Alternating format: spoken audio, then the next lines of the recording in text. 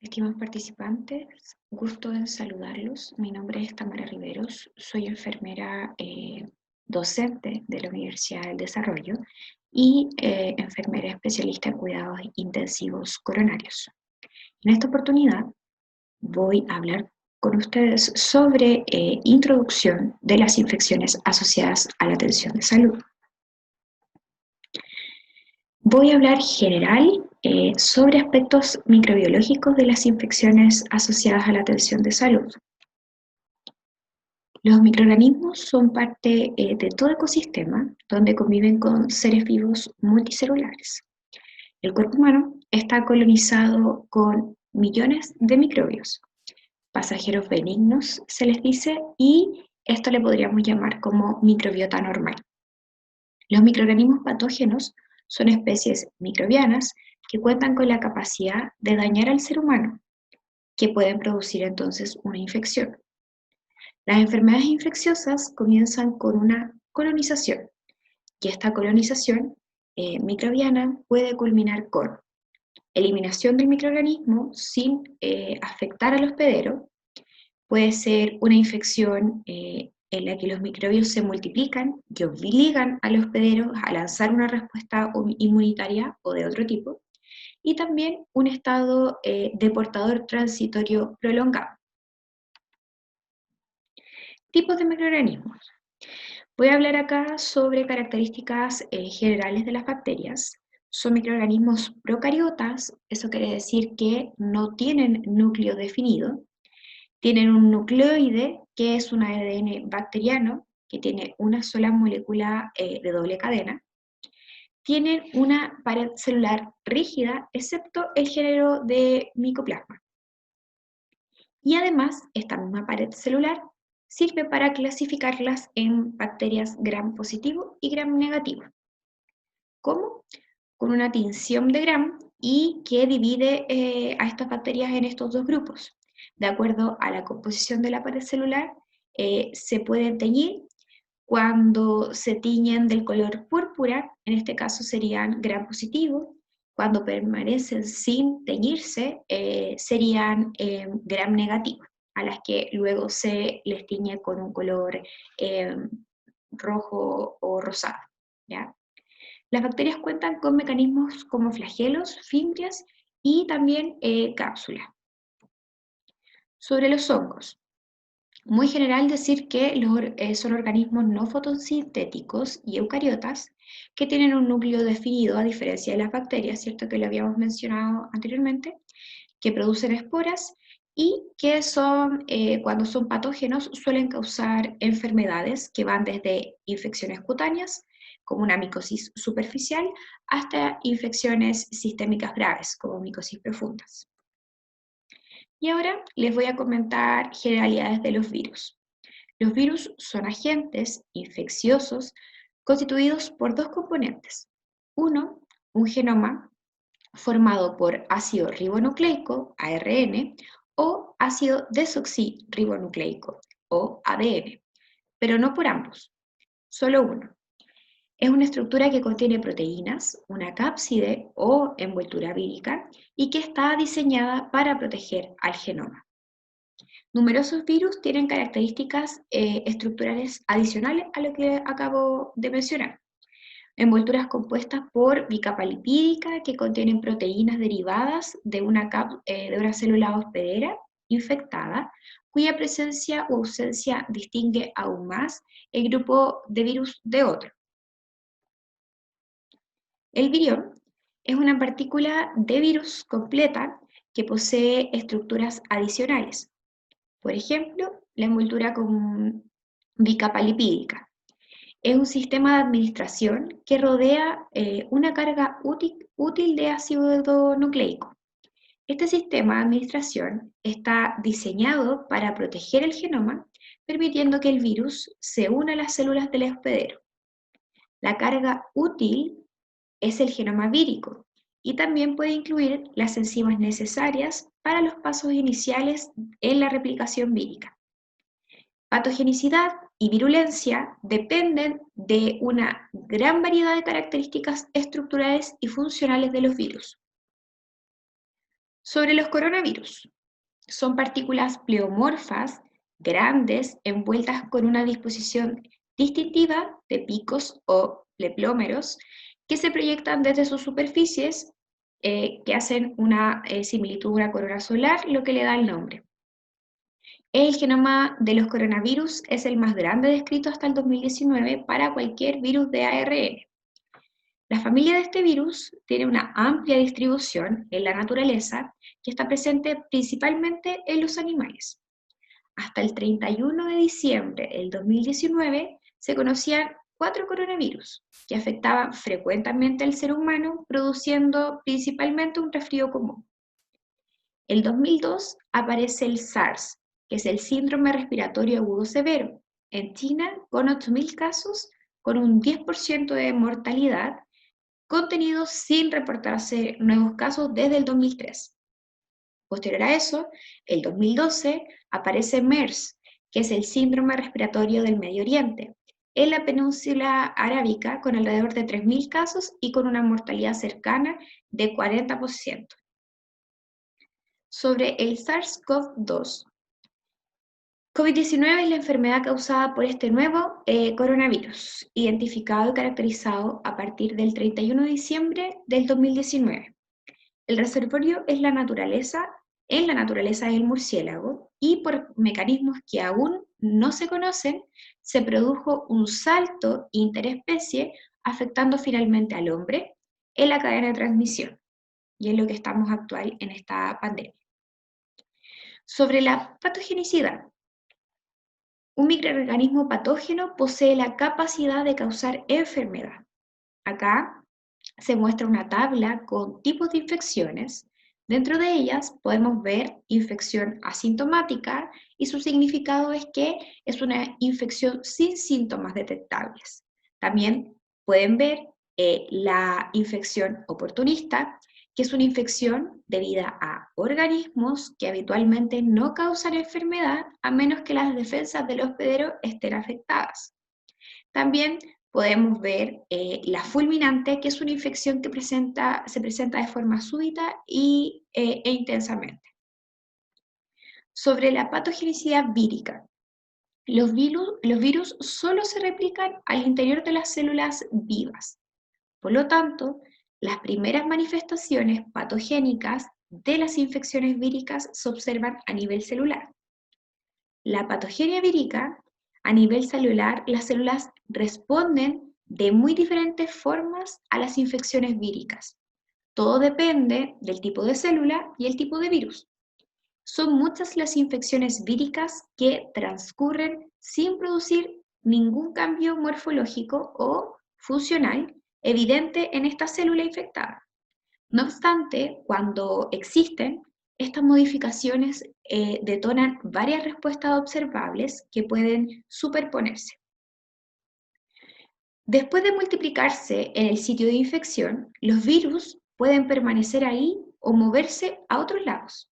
A veces la infección es asintomática, como lo vimos recién, y en otros casos esta se manifiesta con síntomas típicos que suelen presentarse en dos momentos distintos. Uno, al inicio en el sitio original, o sea, primario, de la infección, y eso serían los síntomas iniciales. Y dos, en el momento posterior, después de la propagación del virus a sitios secundarios, y serían estos síntomas retardados. Sobre la patogenicidad del virus. Existe, lo hace más patógeno, por ejemplo, la muerte celular. El virus puede producir directamente la muerte de la célula. En la mayoría de los casos es por una inhibición del ADN y ARN celular o de la síntesis de proteínas.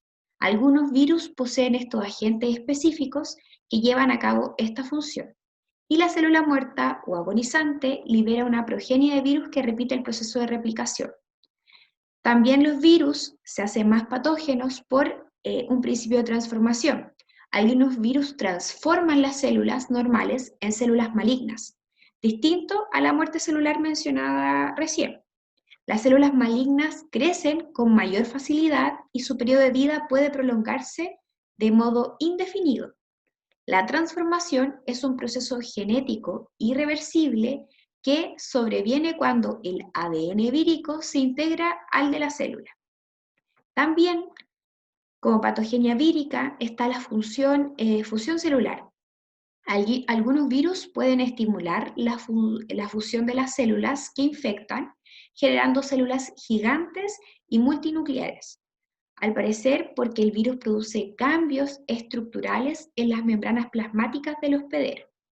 Y también, como patogenia vírica, podemos ver el efecto citopático. Cualquier cambio visible en el aspecto de la célula infectada se llama efecto citopático. Algunos virus pueden identificarse con base en el patrón y la hora de aparición de este efecto citopático en un cultivo celular o por el tipo de células afectadas. Ahora voy a hablar de microbiota comensal. Como lo mencioné al principio de esta presentación, distintos microorganismos habitan en el cuerpo humano. En el individuo sano, estos seres vivos, en su mayoría que son bacterias, son esenciales y no se consideran patógenos. Comensal significa que serán juntos. Se alberga en aquellas regiones que entran en contacto con el mundo exterior: la piel, los ojos, la boca, el tubo digestivo, las vías respiratorias y el aparato genitourinario. En este cuadro pueden observar la distribución de esta microbiota comensal, por ejemplo, en la piel, y podemos decir que la piel soporta una población bacteriana permanente, una microbiota residente, que se aloja en varias capas cutáneas. La microbiota residente se regenera incluso después de restregar la piel vigorosamente. Por ejemplo, pueden adherirse a catéteres y dispositivos plásticos que penetran en la piel, el Staphylococcus epidermidis, que está en la flora de la piel, y al colonizar estas estructuras, como el catéter o dispositivos plásticos, causan graves infecciones al torrente sanguíneo. Otra distribución en nuestro organismo está, por ejemplo, los ojos, que la conjuntiva del ojo alberga colonias de bacterias, y las lágrimas, que contienen una enzima que se llama lisozima, ayudan a limitar esta población de bacterias en la conjuntiva. También podemos ver que en la boca y nariz se presentan múltiples microorganismos, aerobios como anaerobios. El tejido gingival sobre todo alberga colonias particulares que en ocasiones colonizan válvulas cardíacas produciendo, por ejemplo, un exa. Hay bacterias también en la nasofaringe que pueden provocar neumonía bacteriana aguda.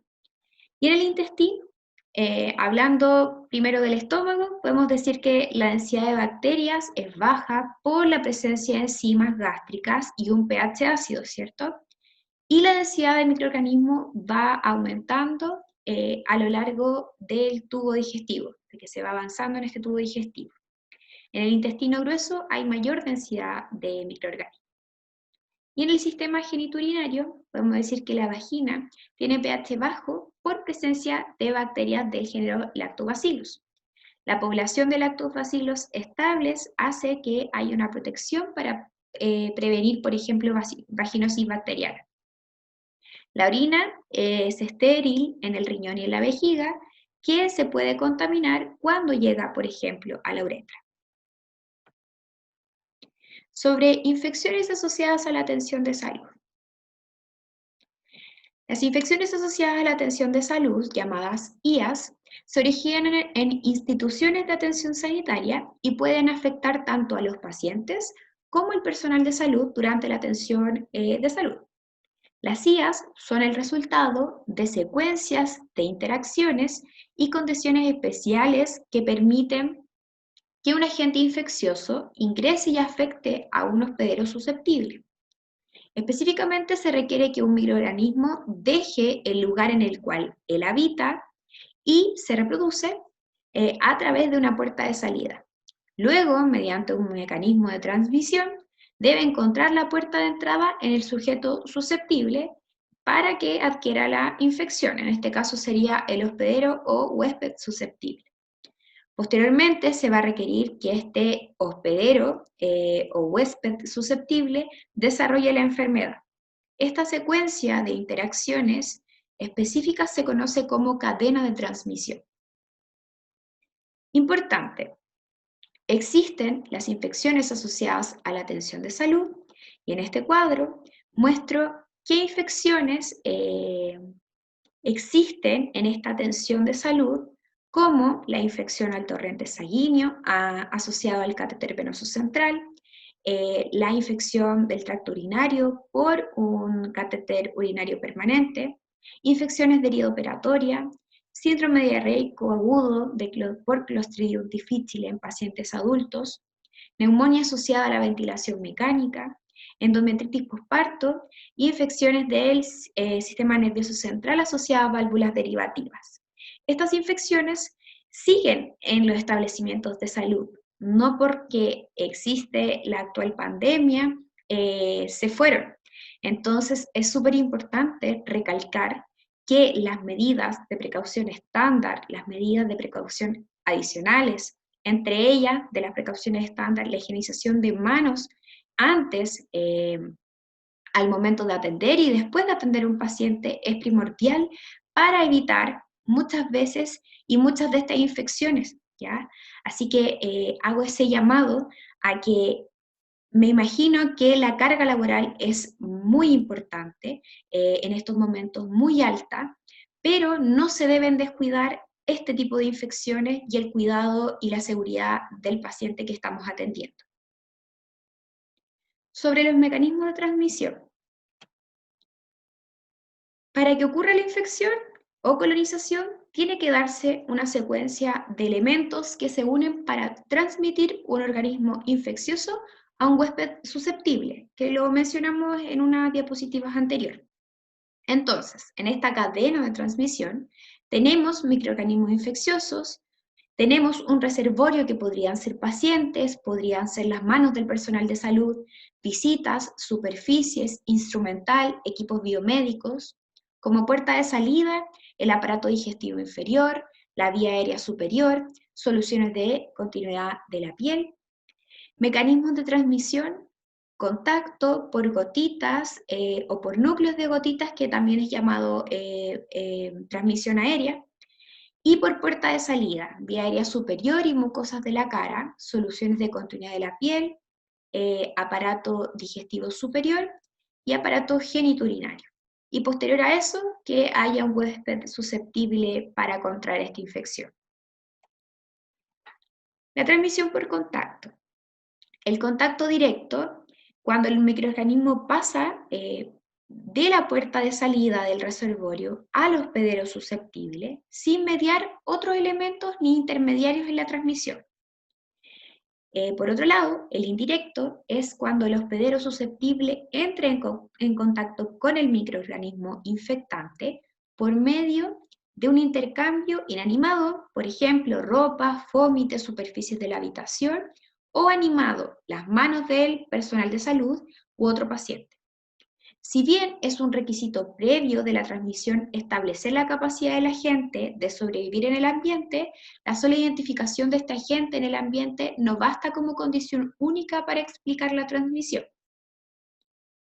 Sobre la transmisión por aerosoles. Los aerosoles son un conjunto de partículas que se producen cuando una corriente de aire atraviesa la superficie de una película de fluido, generando pequeñas partículas en el cruce de aire y líquido. Según su tamaño, las partículas que transmiten microorganismos se clasifican en gotitas y núcleos de gotitas, que también vendría siendo la transmisión aérea. La transmisión por gotitas. La transmisión de microorganismos mediante la generación, por parte de un paciente infectado, de partículas, gotitas, de 5 a 100 micrómetros de diámetro. Ese es su tamaño. En general, se emiten desde el tracto respiratorio, la boca o la nariz, al toser, estornudar o hablar, y tienen un diámetro mayor a 20 micrómetros de diámetro, por lo que solo pueden mantenerse en suspensión por algunos segundos, a excepción de gotitas menor a 20, que pueden mantenerse en suspensión durante algunos minutos. que no tienen la capacidad de proyectarse a más de 1 metro de distancia de la persona que las emite. La transmisión por gotitas, al igual que la transmisión por contacto, puede ser directa, sin intermediarios, o indirecta, con intermediarios. Sobre la transmisión aérea, o también llamada por núcleo de gotitas, es la transmisión de microorganismos mediante la difusión de partículas de menos de 5 micrómetros de diámetro que pueden mantenerse en suspensión en el aire durante periodos prolongados y son capaces de viajar distancias más largas que las gotitas, que habíamos dicho máximo 1 metro, cuando las empujan corrientes de aire. Una vez que están en el aire, pueden ser inhaladas e ingresar a los alvéolos de individuos que han compartido habitación, aunque no necesariamente hayan tenido contacto directo con el paciente infectado. Los núcleos de gotitas pueden generarse directamente del paciente por tos o estornudo o durante procedimientos generadores de aerosoles capaces de generar de generar estos aerosoles de pacientes portadores de microorganismos que no se transmiten normalmente con tales mecanismos. Entre esos procedimientos generadores de aerosoles suele mencionarse la intubación traqueal, la ventilación no invasiva, compresión positiva, la ventilación invasiva de alta frecuencia, aspiración de vía aérea pre y post intubación, ¿cierto? Y no obstante, los datos probatorios de mayor peso provienen de estudios epidemiológicos sobre la transmisión del coronavirus del SARS, ¿ya?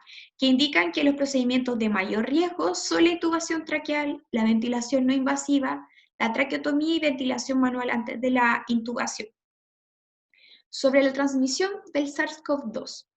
De acuerdo con los datos disponibles, se transmite principalmente entre personas a través del contacto y de gotitas.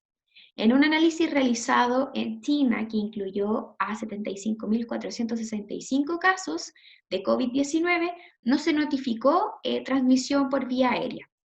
El contagio a través de las gotitas se produce por contacto cercano, ¿cierto? A menos de 1 metro que habíamos mencionado anteriormente, por la exposición de las mucosas, boca y nariz, o de la conjuntiva, los ojos, a gotitas que pueden ser infecciosas.